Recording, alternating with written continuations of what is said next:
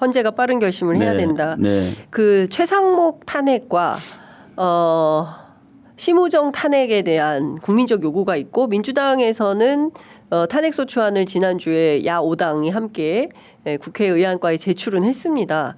일각에서는 이제 앞서 이제 노정면 의원님께도 여쭤봤는데 노정면 의원님은 한덕수 기각 말도 안 된다. 인용될 수밖에 없기 때문에 이번 주 안에 빠르게 전원이라도 열어가지고 최상목 탄핵을 강행해야 된다. 이제 이런 입장인데요. 의원님은 어떤 판단이십니까? 당내 초선 의원들은 뭐 그렇게 최상목 저는 원래 최상목 탄핵에 대해서는 실기를 했고 최상목 탄핵 실기했다 민주당이. 또 줄 탄핵에 대해서는 우리가 조기 대선을 예상했을 때 그게 중도층한테 표가 호소력이 있겠느냐 이게 줄 탄핵에 대해서 피로감이 있는데 네. 그런데 최상목 대행이 지금 하고 있는 걸 보면은 완전히 이 검찰과 짬짬이를 하고 있고 또 그 윤석열의 아바타 노릇을 하고 있기 때문에 원내 지도부로서는 불가피한 선택이 아닌가 싶습니다. 그러니까 지금 상황에서는 최상목, 심우정 두 사람에 대한 탄핵은 불가피한 선택이다. 네. 할 수밖에 없다. 근데 실기를 왜 했을까요? 그때 그 헌재에서 최상목 이 마은혁 재판관 임명 안 한 것은 위헌이다라고 했던 그때에 바로 탄핵 그때 했어야죠. 그때 했어야 됐죠. 그때 했어야죠. 그때 했어야 되는데 사실 아마 최상목 그 대행도 아마 알고 있을 겁니다. 원래 이 헌재는 말이죠. 제가 이 말씀을 드리고 싶은데 88년에 헌법재판관 국회에서 3명 임명을 할 때는 그때는 민정당, 평민당, 자민련 1대1 의석이 비슷했습니다. 네.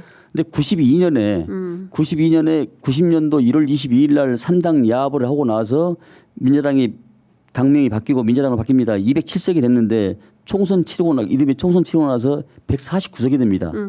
평민당이 97석이고 50석 차이는데도 불구하고 당시 민주당이 2명, 우리 민주당은 조승영 재판관이라고 전직 재판관이 있어요. 조승영. 이래 이랬습니다. 지금은 108대 170이 거의 더블 차이 나는 거 아니겠습니까? 당연히 우리가 재판관 2명이 맞고 저쪽 국민의힘 1명이 맞습니다. 뻔히 아마 알 겁니다. 알면도 불구하고 그 미룬 거에 대해서는 역사적 심판과 법의 엄정한 그런 판단이 있어야 된다고 저는 생각하고 있습니다. 경우에 따라서 이번 주 말을 넘길 수는 전혀 없겠습니까, 의원님? 27일 확실히 헌법재판소가 100% 탄핵 결정한다 이렇게 보십니까? 아마 헌법재판관들도 여러 가지 지금 사회 환경적 정치적을 고려를 아마 할 겁니다. 이미 늦었지만은 저는 이 시간이 한덕수 탄핵이 기각됐다는 속보가 들어와 있습니까? 확인을 좀 부탁드립니다. 10시 3분인데요. 그 한덕수 탄핵이 기각됐다는 소식이 들어와 있나요? 기각됐네요. 지금 모든 언론들이 일제히 속보를 쏟아내고 있습니다. 헌법재판소가 한덕수 국무총리 탄핵 소추안에 대해서 기각 결정을 내렸고요. 즉각적인 직무 복귀를 한다고 합니다. 아마 한덕수 총리의 기각 결정은 조기 대선을 염두에 두고 한덕수 총리한테 안정적 또 공정성을 담보해서 마지막에 국가에 기여해라. 조기 대선의 어떤 안정적 관리가 필요하다. 이런 판단에서 아마 사실 내용적으로 보면은 한덕수 총리도 인용을 해야 마땅합니다.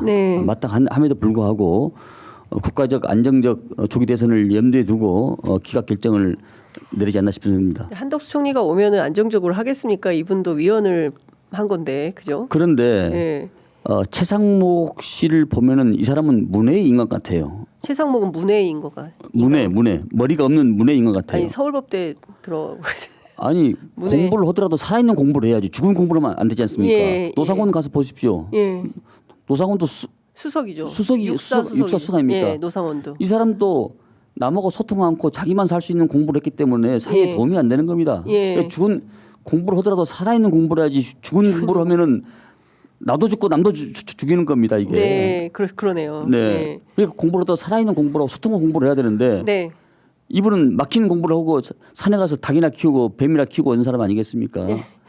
그러니까 그래서 제가 그 최상목에 대해서는 완전히 그 저 윤석열의 아바타고 자기 생각이 없이 움직이는 사람 같다는 생각이 듭니다. 이게. 네. 그러면 지금 그 한덕수가 기각이 돼서 이제 직무 복귀를 하게 되면 물론 결정문을 좀 저희들이 봐야 되겠지만 아직 결정문이 그 기자들에게 배포가 됐는지는 모르겠어요. 그러나 결정문에 보면 한덕수 탄핵 사유가 5개 정도가 되는데 관련해서 어떤 판단을 했는지는 저희들이 조금 이따가 살펴보도록 하겠습니다. 댓글창에 민주당 좀 나이브하다 이런 비판들이 쏟아지고 있어요. 네, 아까 이제 실기했다 이런 말씀도 좀 주셨는데 지금 상황이면 최상목에 대한 탄핵을 바로 가는 것이 정치적으로 괜찮은 겁니까? 어떻게 보십니까? 그러니까 최상목 탄핵은 정치적 계산을 떠나서 네. 시기적으로는 좀 약간 우리가 실기를 한 측면이 있는데 네. 조기 대선을 생각하면은 최상목은 탄핵을 절차를 밟아준 게 맞습니다. 근데 이제 의장이 어떤 것을 선택을 하실지 카드를 네. 꺼내들지 잘 모르겠습니다. 어쨌든 의장하고 좀 소통을 좀 해봐야 되겠죠. 예, 예. 알겠습니다. 아이고. 우리가 여당이 아니고 야당인 입장에서 네. 라이브 워킹이 아니라 여러 가지 가능의 수를 저쪽에서 여당은 자루를 잡고 있고 끝을 우리 잡고 있기 때문에 네. 그런 한계점이 있는 겁니다 이게. 예. 네. 자, 참 기각 5, 인용 1, 각하 2 이런 의견이 나왔다고 하고요. 인용 2. 예. 예, 인용 2, 각하 하나, 예. 기각 5. 예, 예, 예. 이렇게 나오는 것 같습니다. 예.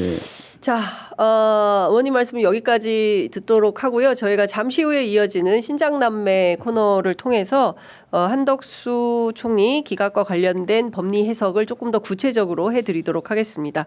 의원님 오늘 말씀 잘 네. 들었습니다. 고맙습니다. 예, 예.